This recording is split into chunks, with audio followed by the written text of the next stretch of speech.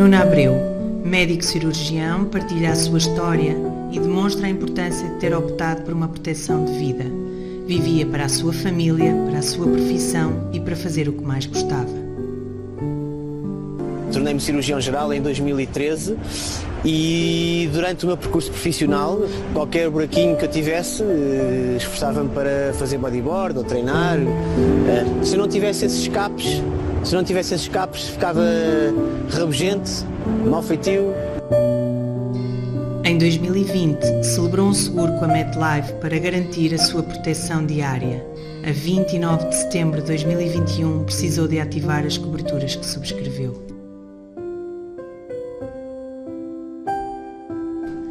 Nuno teve um acidente grave que implicou internamento prolongado até março de 2022.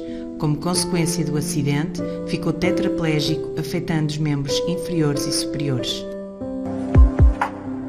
No dia 29 de setembro de 2021, era uma quarta-feira e era um dia normal da minha vida e eu vi que era um bom dia para ir surfar e que era possível ir aos supertubos, em Peniche, e fiz o meu bodyboard normal e no final, ao fim de uma hora mais ou menos, 1h30, fiz uma onda mais ou menos, não era uma onda grande, e ao querer voltar para trás, ao querer voltar para a arrebentação,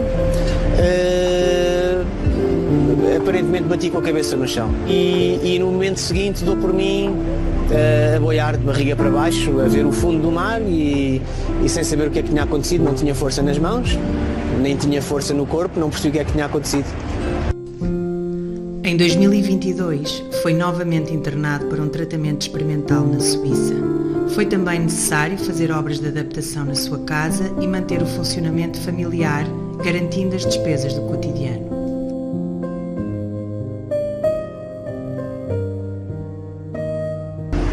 Primeiro que tudo, pensei nos meus filhos, na minha mulher, nos meus filhos, o que é que está a acontecer, será que vou sair daqui? E tentei manter-me calmo, respirar, passar onda a onda. Mas quando começou a ser demasiadas ondas, pensei mesmo que já não ia conseguir sair dali.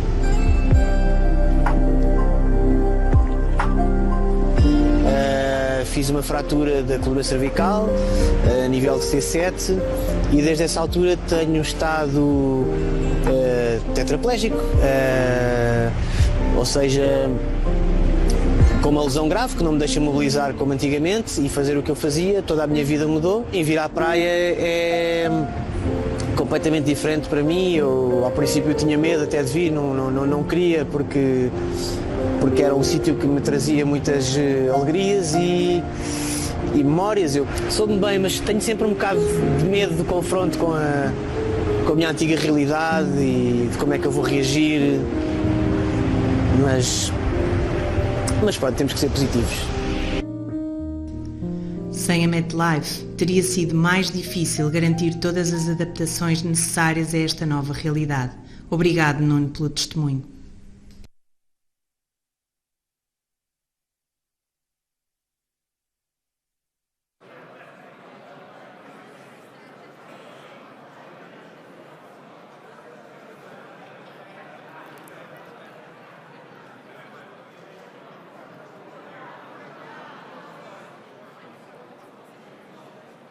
Olá, desculpa, está muito alto. Boa tarde a todos. O meu nome é Ana Filipe Araújo, sou a diretora comercial da rede de agências mediadores exclusivos da MetLife e é para mim um privilégio hoje poder estar aqui entre vós. Era suposto termos conseguido ouvir o vídeo que acabámos de passar, onde foi possível partilhar convosco o testemunho de um cliente nosso que sofreu um acidente grave. E o objetivo de vos passar este vídeo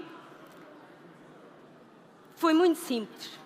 Primeiro, criar em todos nós empatia, como seres humanos que somos, quando assistimos a experiências traumáticas, ainda que não conheçamos as pessoas, geramos empatia pelas mesmas e pela sua situação, mas por um motivo muito mais importante.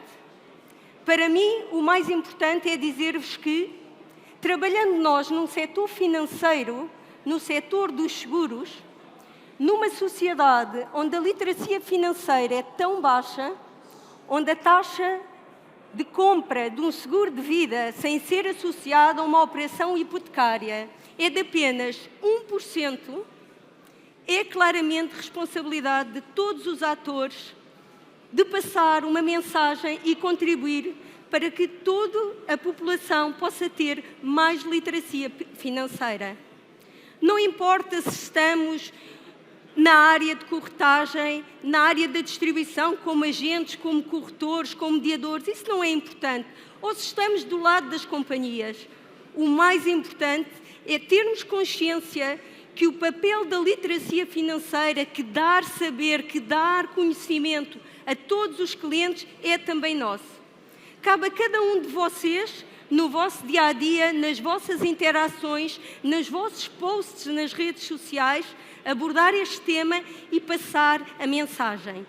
Por isso, quando pensamos o que é que seria interessante para vós hoje aqui transmitir, queríamos partilhar algumas dicas de como vender seguros de vida e de acidentes pessoais.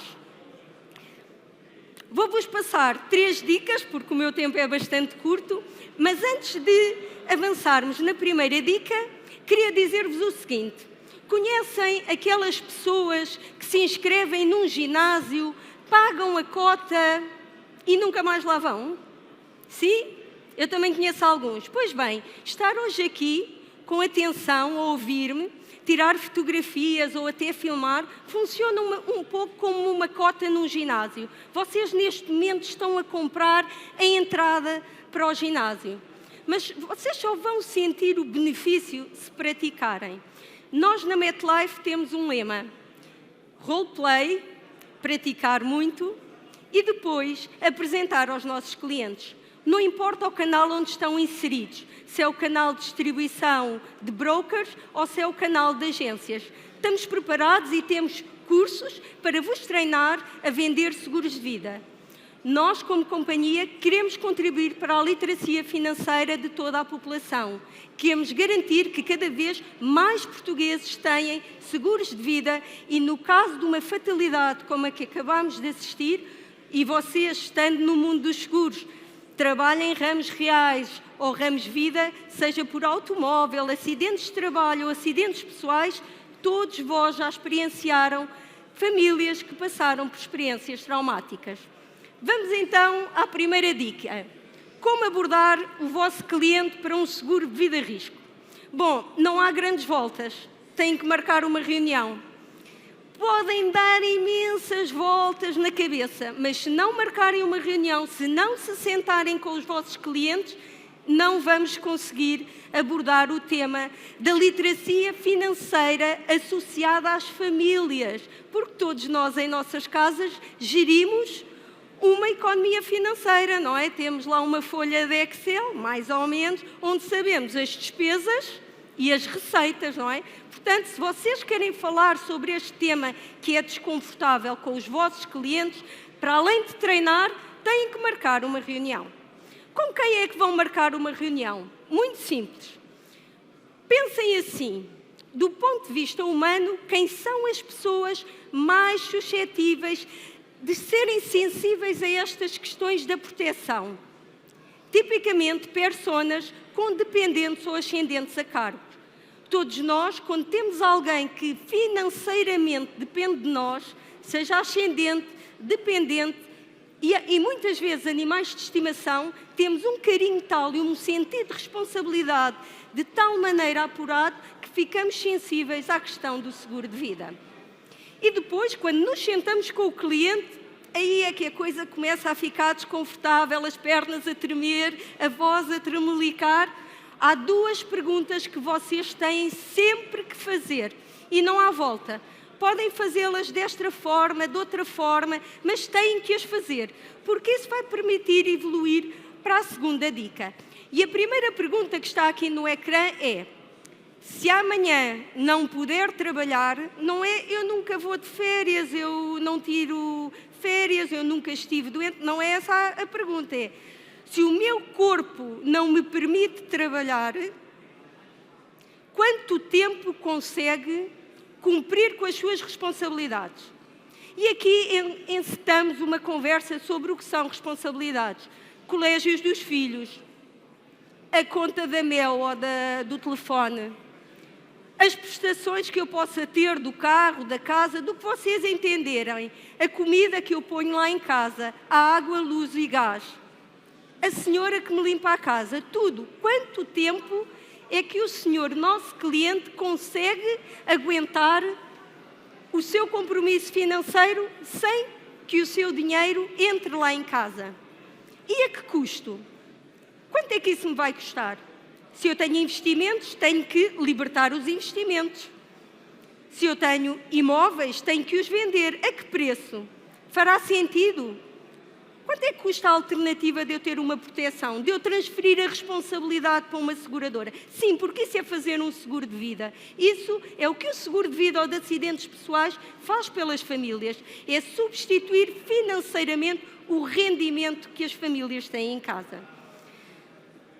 E a seguir, a pergunta que se impõe é, muito bem, então, de todo o orçamento que entra em casa, quanto é que o senhor é responsável? 50%, 80%, 20%? Tipicamente há dois a contribuir. Se só houver um, é fácil, é 100. Se houver dois, 60-40, 50-50, 80-20, enfim. Passemos então à segunda dica, onde estas questões vão ser bastante importantes. E a segunda dica para vender um seguro de vida é como calcular o capital seguro. Eu que trabalho em seguros há muitos anos, vi várias vezes abordagens desta forma. O que é que lhe parece 500 mil euros? Ou 125? 50 mil? 250? Bom, do ponto de vista de venda e de marketing, não faz muito sentido sugerir um valor sem uma base.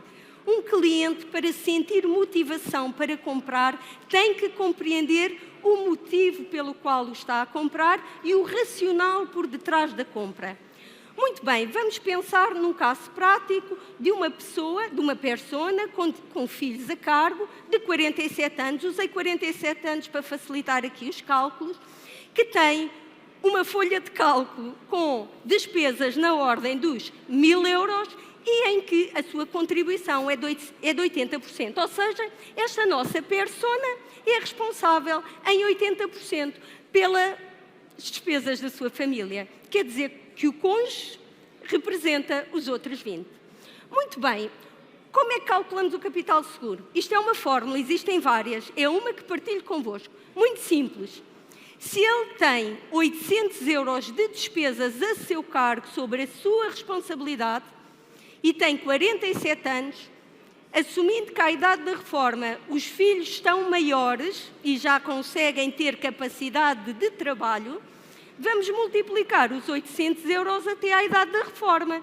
E então temos, voilà, o capital, 192 mil euros. Esta nossa persona de 47 anos, se hoje deixasse de trabalhar por uma situação de incapacidade definitiva, vulgarmente conhecida por invalidez, o que é que acontecia? Necessitava, até à idade da reforma, de 192 mil euros. Isto sem contar que os custos de vida vão aumentando, porque se tiver uma invalidez vai precisar de mais dinheiro. O que é que eu gostava de vos chamar a atenção? Muito importante. Qualquer proteção que façam por via de um seguro de vida ou de acidentes pessoais a um cliente vosso, a uma família, nunca deve ultrapassar 5% do rendimento do orçamento familiar. Se passar 5%, tipicamente o cliente pode comprar porque tem vergonha e as pessoas às vezes gostam de dizer que têm mais capacidade financeira que a realmente existe, mas a curto prazo poderá anular o contrato, porque não tem capacidade e temos que reformular. Portanto, vocês, como profissionais, têm o dever e a responsabilidade de saber que o custo desta proteção não deve nunca passar os 5%. E passamos para a terceira dica. Vamos falar um bocadinho, não vou entrar em grandes detalhes porque não me deram tempo para isso, mas terei todo o gosto de falar convosco no stand da MetLife. Então vamos falar um bocadinho sobre Estado Social, Segurança Social e coberturas. Nós na MetLife não vendemos produtos, só falamos com clientes de coberturas, porque na verdade os produtos são um conjunto de coberturas. E se vocês perceberem como é que as coberturas funcionam, é tudo muito fácil. O produto é apenas o formato contratual que a seguradora tem para colocar ao serviço do cliente. E vamos pensar que o nosso cliente é trabalhador por conta de outrem. Vocês têm sempre que ter este highlight na vossa cabeça. Ser trabalhador por conta de outrem ou ser trabalhador independente é completamente diferente. É completamente. Os benefícios, e porque nós vivemos num país em que o Estado Social tem um peso e nos ajuda com prestações sociais nas situações de baixas temporárias, de invalidez definitiva e até após a morte com pensões de viuvez, é importante vocês saberem que aquilo que o Estado tem ou coloca ao dispor das pessoas varia consoante os anos de contribuições e o vínculo contratual que eu tenho com uma entidade patronal. Sou trabalhador por conta de outrem ou sou profissional independente. Dizer-vos que os profissionais liberais têm muito menos proteção, mas, por exemplo, em termos de incapacidade, olhando aqui para este fluxo de informação, dizer-vos que um trabalhador independente em incapacidade está praticamente desprotegido.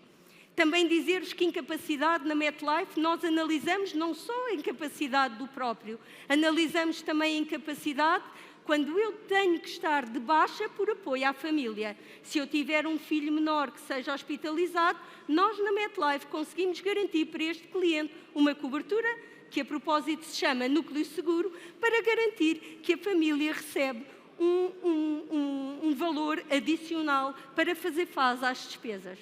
E então, olhando aqui para as coberturas, o que é que eu quero que vocês pensem?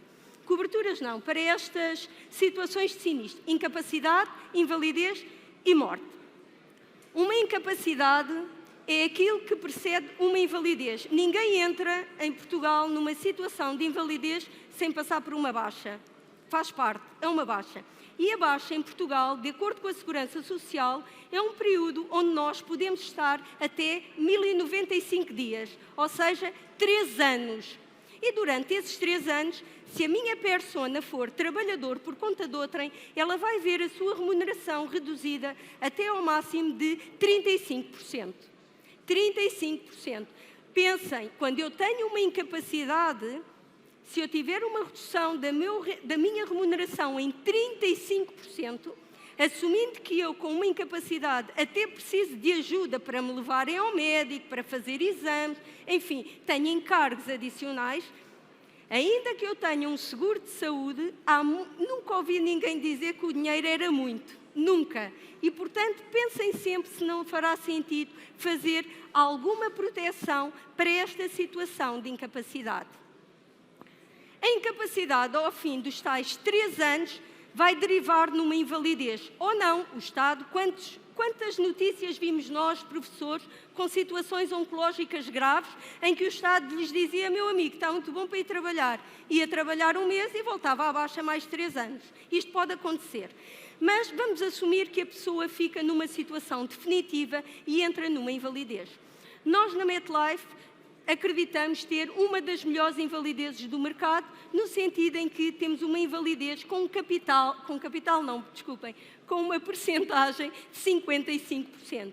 Significa isto que, se o dano corporal que for avaliado corresponder a um grau de incapacidade de 55% para a profissão, então a companhia liberta o capital. Isto é praticamente assim em todas as invalidezes comercializadas no mercado em Portugal. E, portanto, se um cliente entra numa invalidez, eu não sei se sabem, mas o Pedro Ederson partilhou connosco numa conferência de brokers que a média em que uma pessoa entra numa invalidez em Portugal é abaixo dos 50 anos. O que é que isto significa? A Segurança Social, para calcular uma pensão de invalidez, utiliza mais ou menos os mesmos métodos de cálculo de uma pensão de reforma. Ou seja, faz a média das minhas contribuições. Ora, se eu entro numa invalidez aos 50 anos, 17 anos antes da idade da reforma, a minha remuneração, a minha pensão vai ficar bastante mais baixa, bastante reduzida. Faz ou não sentido o nosso cliente ter uma proteção adicional? Ele representa 80% da capacidade financeira desta família. Portanto, pensem sempre nestas variáveis. Tudo o que vos digo da Segurança Social está no site, está escrito, é público, vocês podem ler e podem inclusive fazer a vossa simulação. Quando entramos numa situação mais dramática, vamos pensar que a morte é de facto a situação dramática, aí as companhias libertam naturalmente todo o capital. O que eu quero que vocês pensem é o seguinte: quando estamos a pensar num seguro de vida, não nos limitamos a pensar em coberturas de morte e invalidez. Há muito mais coberturas.